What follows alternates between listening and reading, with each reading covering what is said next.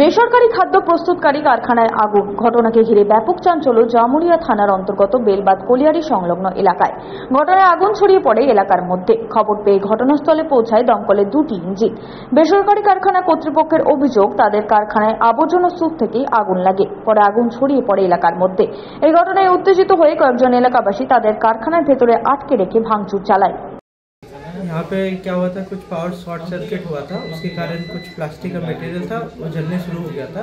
हम लोग तुरंत फायर स्टेशन में कॉल किए थे। अभी 2 गाड़ी आई है, आकर के आग को कंट्रोल कर लिए है। और यहाँ के जो लोकल्स लोग थे वो आकर के छत को पार किए। जब हम लोग ने बोला कि मत छत पार करो, प्राइवेट प्रॉपर्टी है, यहाँ पे पुलिस और फायर स्टेशन देख लेगा, तो वो लोग हम लोग पे हमला करने लग गए, और खासकर मेरे पे पर्सनली। तो मेरे को अंदर में रूम मैं बंद हो गया। तो यहाँ पे आप देख सकते हो, यहाँ पे शीशा सब पूरा तोड़ दिया। এই ঘটনায় ভাঙচুরের অভিযোগটি অস্বীকার করেন স্থানীয় তৃণমূল নেতৃত্ব। তিনি জানান, কি থেকে এই আগুন লাগলো তার সঠিক তদন্ত করা হবে।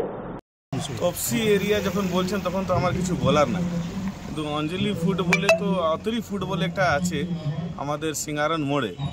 আতরি ফুড বলে যেখানে সয়াবিন ফ্যাক্টরি তৈরি হয়, ওইখানে পেছন দিকে কিছু প্লাস্টিক আবর্জনা রেখেছিল, তাতে ফায়ার হয়েছে। ভাঙচুরে তো কোনো কিছু হয়নি। পরে দমকল কর্মীদের প্রচেষ্টায় আগুন নিয়ন্ত্রণে আসে, যদিও ঘটনার জেরে আতঙ্কিত এলাকাবাসী। সঞ্জয় যাদব, 99 নিউজ বাংলা, জামুরিয়া।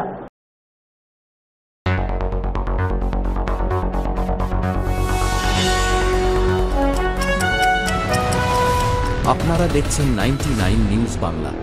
বদলাবো আমরা।